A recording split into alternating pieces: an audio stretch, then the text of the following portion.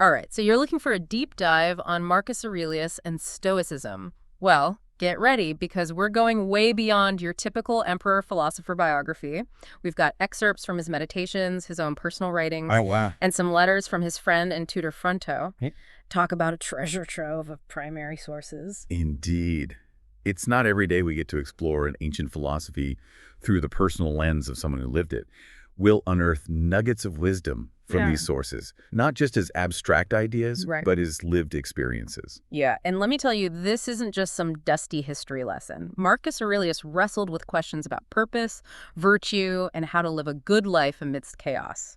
Sound familiar at all? Oh, absolutely. Timeless themes these are. And that's why his writing still strikes a chord even today. But before we dive into the depths of Stoicism, I think it's worth getting to know the man himself. He wasn't just a philosopher king, was he? Right. He even mentions in the intro to Meditations that he was practically pushed into public life, receiving honors and even co-emperor status before he even wanted them. Talk about pressure. You can really feel the tension between his yearning for quiet study and the demands of running an empire, especially during wartime. And what strikes me is how, in his Meditations, amidst reflections on virtue and reason, he constantly reminds himself of simple joys.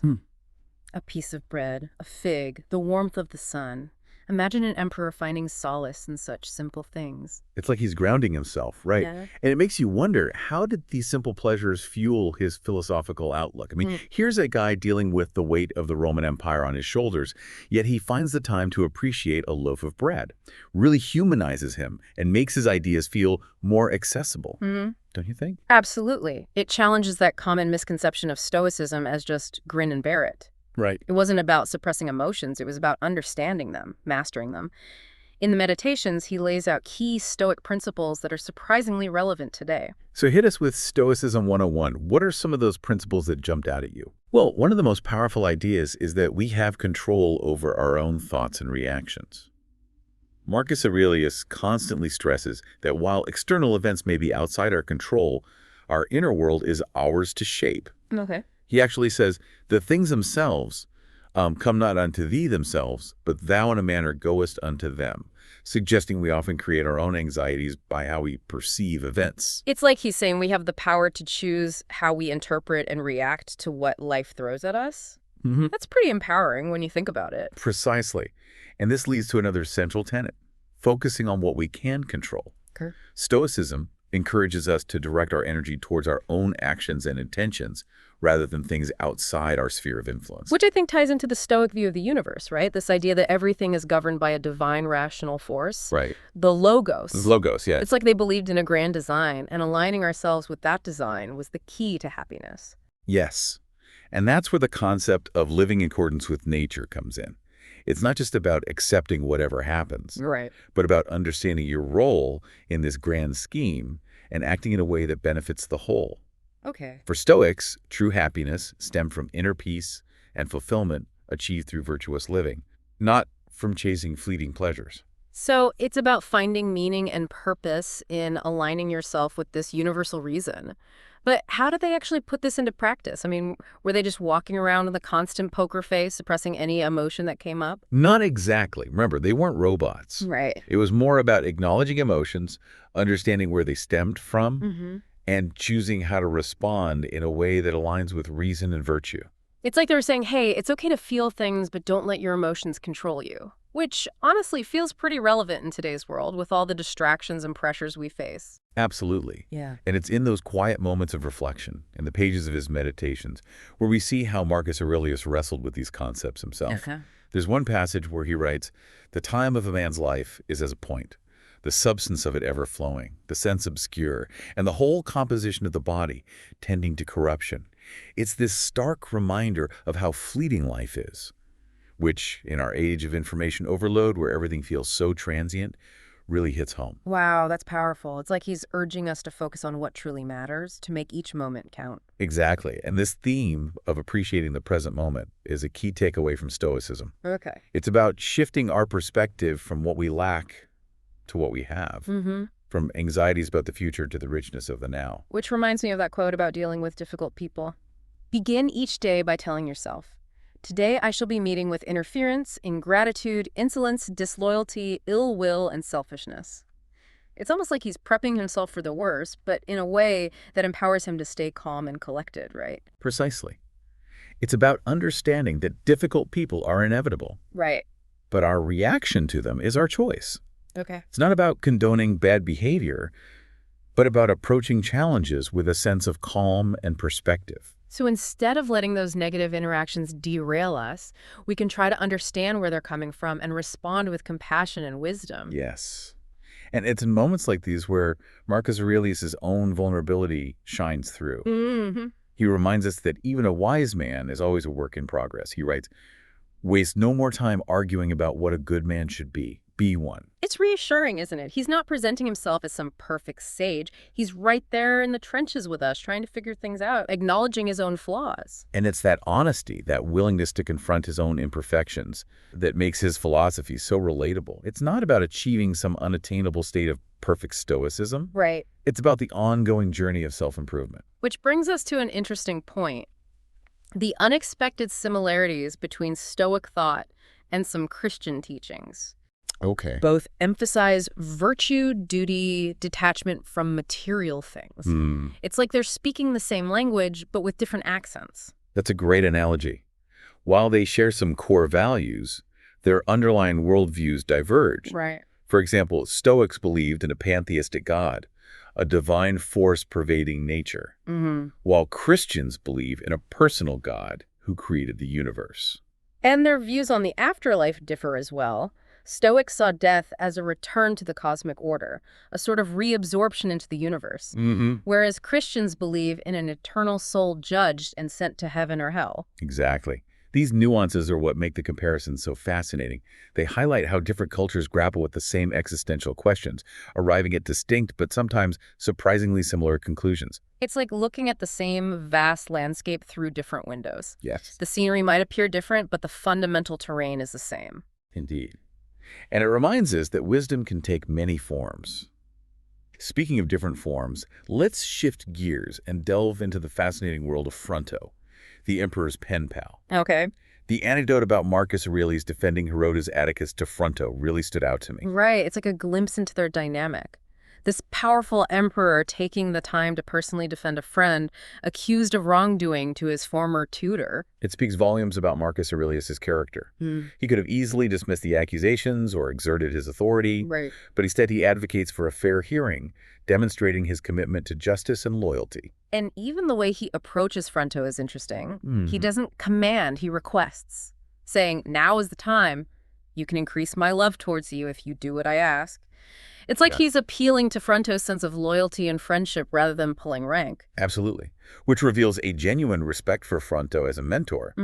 But it also raises the question, was Fronto's flattery of Marcus Aurelius sincere or a calculated move to maintain influence? Oh, good point. And their letters provide some clues. They're full of these over-the-top praises of Marcus Aurelius's intelligence, eloquence, even his physical beauty. It's almost too much at times. Indeed. And it's this ambiguity that makes their relationship so intriguing. Right. Were they truly close friends, or was their bond shaped by the power dynamics of their positions? Right. We're left to ponder the true nature of their connection. But beyond their personal dynamic, Fronto's letters offer these amazing snapshots of everyday life in the Roman world. We get to read about hunting trips, health complaints, literary gossip. Yeah. It's like stepping back in time. Absolutely. And what might seem like mundane details actually reveal a lot about Roman society. We see their preoccupations with health, their value of eloquence and oratory, Right. and even their leisure activities. Right. It's a window into a world vastly different from our own. For example, in one letter, Fronto complains about being stuck at home with a cold, unable to visit Marcus Aurelius, and grumbling about noisy hunters outside his window. It paints such a vivid picture. Exactly. And it's these seemingly trivial details that bring history to life, allowing us to connect with these figures on a human level, reminding us that even emperors and philosophers dealt with everyday annoyances just like us. It's like beneath the togas and philosophical debates, there's just people navigating the ups and downs of life, dealing with sniffles and noisy neighbors. And within those seemingly ordinary details, we uncover deeper insights into their values and social norms. Okay. Their letters weren't just casual chats. They were carefully crafted pieces of writing reflecting the importance of eloquence and decorum in Roman society. But amidst the witty banter and literary discussions, there's also this recurring theme of death and loss that runs through both their writings. You're right. It's a theme that underscores the fragility of life, reminding us that even in a world as vast as the Roman Empire, human experience was still marked by loss and grief. Right. In one particularly poignant letter, Fronto writes about the loss of his grandson, his grief raw, and questioning the fairness of fate.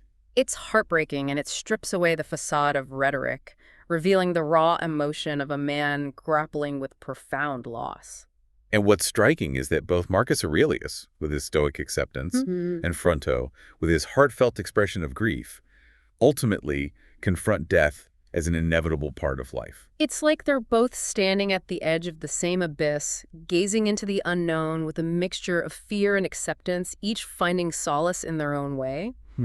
It really makes you realize that for them, these weren't just abstract philosophical concepts. They were grappling with these ideas while navigating real-life challenges, including personal loss and the weight of leadership. It's a powerful reminder that beneath the trappings of power and intellect, we are all fundamentally human, sharing the same journey through life and confronting the same existential mysteries. It really makes you realize that for them, these weren't just abstract philosophical concepts. They were grappling with these ideas while navigating real-life challenges, including personal loss and the weight of leadership. Exactly. And that brings us to another fascinating thread woven through both the Meditations and Fronto's letters, this idea of duty. You know, I noticed that too. Marcus Aurelius talks a lot about fulfilling one's duty, but it seems to go beyond just following orders or societal expectations. Right. He almost sees it as a path to personal fulfillment. As aligning yourself with the natural order of the universe, wouldn't you say? Yes, I completely agree. It's fascinating how he links duty to the Stoic principle of living in accordance with nature. Right. For them, it wasn't about passively accepting fate. Right. It was about understanding your place in the universe and actively contributing to the greater good. So it's not about asking, why me, when things go wrong, but rather, what can I do about it? Or how can I learn from this? It's about taking an active role in shaping your own destiny, even amidst challenging circumstances. Precisely. And this sense of agency, of taking responsibility for your actions and their consequences, is a powerful antidote to feeling helpless or despairing. It's about finding meaning and purpose even when facing adversity. And for Marcus Aurelius, his duty was obviously tied to his role as emperor. But even when he writes about the pressures of leadership, he never comes across as self-pitying or entitled. Right. He seems to genuinely believe that it's his responsibility to serve his people and uphold justice. Yes, this is where his Stoicism truly shines through. He views his position not as a privilege to be enjoyed, but as a responsibility to be shouldered, and he strives to do so with integrity, compassion, and a deep sense of duty to the common good. Which, if we're being honest, is a pretty remarkable concept for a Roman emperor. It's not exactly the image that comes to mind when we think of figures like Caligula or Nero, is it? Not at all. And that's precisely what makes Marcus Aurelius such a captivating figure. He defines our expectations of power and leadership, showing us that true greatness lies not in dominance or self-indulgence, but in service and virtue. It's not just about grand gestures or sweeping pronouncements. He emphasizes the importance of even small actions, performing them with intention and care, almost as if each task reflects your overall character. There's a passage where he writes, and I'm paraphrasing here, "Love the humble art thou hast learned, and take rest in it. Pass through the remainder of thy life as one who has entrusted all things to the gods, and neither seeks to be a tyrant nor a slave to any man." It's this idea of finding contentment and purpose in whatever you do, whether you're ruling an empire or simply honing your craft. It's a powerful reminder that true fulfillment doesn't come from external achievements or accolades, but from that inner alignment with your values, that sense of peace that comes from doing what you believe is right. Absolutely. And it's this focus on inner virtue and moral excellence that distinguishes Stoicism from other schools of thought that might have emphasized material wealth or external validation. But let's be real for a moment. Oh. Stoicism can sometimes come across as a bit intense, right? Like, how do you actually embody these principles in the midst of everyday life with all its distractions and temptations? Yeah. It seems like a tall order. That's a fantastic question, and it's one that Marcus Aurelius himself grapples with throughout the Meditations. He's constantly reminding himself to stay focused on his principles, to resist the allure of fame or possessions, and to maintain his composure when facing challenges. It's almost as if he's having this internal dialogue, Right. acknowledging the difficulty of living a Stoic life while encouraging himself to persevere. It's almost like he's saying, okay, this is hard, but it's worth it. That vulnerability, that honesty about his own struggles is what makes his philosophy so much more relatable. It's not about being some flawless sage. It's about striving to live a life of meaning and purpose, even with all our imperfections. Exactly. And he offered some practical advice on how to do just that. He talks about the importance of mindfulness, paying attention to your thoughts and emotions without judgment, as well as reflection, taking the time to examine your actions and motives to ensure you're living in line with your values. And then there's an incredibly powerful quote. If you are distressed by anything external, the pain is not due to the thing itself, but to your estimate of it. And this you have the power to revoke at any moment. It's like he's handing us the keys to a Stoic superpower, the ability to reframe our perspective, to choose how we react to any given situation. Precisely. That's where the Stoic emphasis on reason and self-control comes into play. Okay. It's about recognizing that our thoughts and emotions profoundly influence how we experience the world. Right. We have the power to choose our response rather than being swept away by external events. It's almost like instead of being a puppet of your emotions, you become the puppeteer, taking control of the strings and deciding how the show will go. That's a great way to put it. And this ability to choose our response, to cultivate inner peace and resilience, is what makes Stoicism so valuable, even today. It's like a mental toolkit for dealing with stress, anxiety, and all the curveballs life throws at us. Right. But would you say it's about becoming a mini Marcus Aurelius? Uh-huh. Or is it more about taking the ideas that resonate with us and using them to create a life that's meaningful on our own terms? It's definitely the latter. Stoicism isn't a rigid dogma or a set of rules to be followed blindly. Right. It's more of a framework for thinking about life, offering principles that can be adapted and applied to our own individual circumstances. Which brings us to the importance of understanding the historical and cultural context in which Stoicism developed. It's easy to romanticize the past and see these ancient philosophers as superhuman figures. Right. But they were products of their time just like us. Absolutely. And to appreciate the relevance of Stoicism today, we need to understand both its strengths and limitations. Some critics argue that Stoicism can be too individualistic, that it doesn't adequately address social justice or collective action. That's an interesting point. I mean, Stoicism emerged in a society with very different social structures and power dynamics than what we have today. While its emphasis on individual responsibility and virtue remains valuable, how can those principles be applied to address systemic issues and promote collective well-being? That's a key question we need to grapple with. Yeah. It's not about discarding the core tenets of Stoicism, but about engaging in a dialogue between ancient wisdom and modern perspectives. So it's about taking the best of what Stoicism offers and weaving it together with other ethical frameworks and social movements that are working to create a more just and equitable world. Precisely. That's where the conversation between ancient wisdom and modern insights becomes so crucial. We can draw inspiration from the past, but we also need to adapt those lessons to the challenges of our own time. It's like we're standing on the shoulders of giants, gazing out at the horizon and charting our own course. That's beautifully put. And perhaps that's the most valuable lesson we can glean from Marcus Aurelius and Stoicism. It's not about blindly following a set of rules or trying to recreate the past. Right. It's about engaging in a dialogue with these ideas, wrestling with them, and ultimately using them to create a life that is both meaningful and fulfilling in our own unique way. So after this deep dive into the world of Marcus Aurelius and Stoicism, what stands out to you about the man himself? Was he a flawless sage, or was he grappling with life's complexities just like the rest of us? I think that's the beauty of it all. Yeah. He was both. He's an emperor wielding immense power, yet he was also a man wrestling with self-doubt, loss, and the challenge of living up to his own ideals. And it's that very human struggle, that vulnerability, that makes his writing so compelling and relatable even today. He wasn't just preaching Stoicism from some ivory tower. Right. He was living it, testing it, and refining it in the crucible of his own life. And that makes all the difference, doesn't it? It absolutely does. And it's why his meditation still resonates with us today. They don't offer a rigid dogma or easy answers, but a framework for thinking about life, a set of principles that can guide us through the complexities of our own time. It's a powerful reminder that the pursuit of wisdom and meaning is a lifelong journey, a process of continuous learning and growth. And it's a journey we all share no matter our background or circumstances. We're Yeah. all trying to make sense of this world and our place in it. That's so true. And perhaps by looking back at figures like Marcus Aurelius, by engaging with the wisdom of the past, we can find new ways to navigate the challenges of the present. It's like we're having this conversation across time, seeking guidance from a philosopher emperor who lived centuries ago. If you could write a letter to Marcus Aurelius today, what would you ask him? What wisdom from his time do you think might still resonate in our modern world? That's such a thought-provoking question.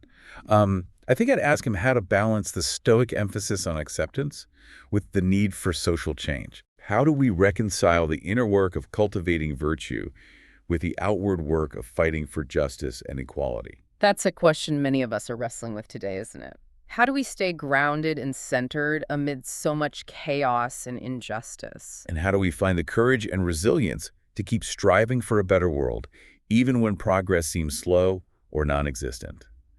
These are the big questions that I think Marcus Aurelius would have appreciated, questions that continue to challenge us as we navigate our own paths. It really is amazing how, even after all these centuries, his words still hold so much weight. It's like we're having this conversation across time, seeking guidance from this philosopher emperor who faced challenges and sought meaning in a world vastly different from our own. It speaks to the enduring power of human experience, doesn't it? The questions he grappled with: purpose, duty, virtue, acceptance. They transcend time and place. Right. We might be separated by centuries, but we're still grappling with these same fundamental questions. And maybe that's the beauty of studying figures like Marcus Aurelius. It reminds us that we're not alone in these struggles. He wasn't some detached sage who had all the answers. He was a human being figuring things out as he went along, just like us. Yeah. It's kind of comforting in a way. I think so too. Yeah. And what strikes me is that even though he lived in a world of immense power and responsibility, the lessons he gleaned from Stoicism are remarkably applicable to everyday life, even for those of us who aren't running empires. Absolutely. It's about finding those nuggets of wisdom that resonate with us, those principles that can help us navigate the challenges we face in our own lives. And one of the most powerful takeaways for me is this idea of choosing our response. It's so easy to get swept away by external events, to let our emotions dictate our actions. Right. But Marcus Aurelius reminds us that we have a choice. It's a powerful shift in perspective, isn't it? Yeah. Instead of being reactive, we can be proactive. We can choose to approach challenges with reason, with a sense of calm and perspective, even when things feel chaotic around us. It's like that quote we talked about earlier. If you are distressed by anything external, the pain is not due to the thing itself, but to your estimate of it. And this you have the power to revoke at any moment. It's a reminder that we have more control over our inner world than we often realize. And it's not about denying our emotions or pretending that challenges don't exist. Right. It's about acknowledging those feelings, understanding where they come from, and then choosing how we want to respond. Right. Do we let them control us, or do we use them as fuel for growth and learning? It's like instead of being a passenger on this roller coaster of life, we can take the wheel and steer it in the direction we want to go. We can choose to focus on what we can control, to act with purpose and intention, and to find meaning even in the midst of difficult circumstances. And that's where the Stoic emphasis on virtue comes in, right? It's about striving to live in accordance with our highest principles, to be the best versions of ourselves, even when it's hard. Exactly. It's about aligning our actions with our values, making choices that are consistent with the kind of person we want to be. And for Marcus Aurelius, it seems like that sense of duty, of acting for the greater good, played a huge role in his life. Absolutely. He saw his role as emperor not as a privilege, but as a responsibility, Right. a chance to serve his people and uphold justice. And while most of us aren't ruling empires, I think we can all find ways to live with a sense of purpose, to contribute to something larger than ourselves. It's about finding that sweet spot where our passions and talents intersect with the needs of the world around us. And maybe that's one of the most enduring legacies of Marcus Aurelius. He shows us that even in a position of immense power, true fulfillment comes from a life of service, from acting with virtue and integrity. Well said. And as we wrap up this deep dive, I think it's worth reflecting on what resonated with you most from our exploration of Marcus Aurelius and Stoicism. Yeah. What will you carry with you from this conversation? I think for me, it's that reminder that we have a choice in how we respond to life's challenges. We can choose to react with fear, anger, or resentment, Or we can choose to approach those situations with reason, compassion, and a sense of purpose. It's not always easy, but it's empowering to know that we have that choice.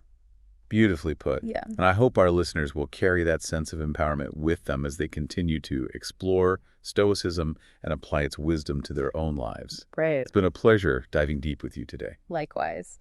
And to our listeners, thank you for joining us on this journey into the world of Marcus Aurelius and Stoicism.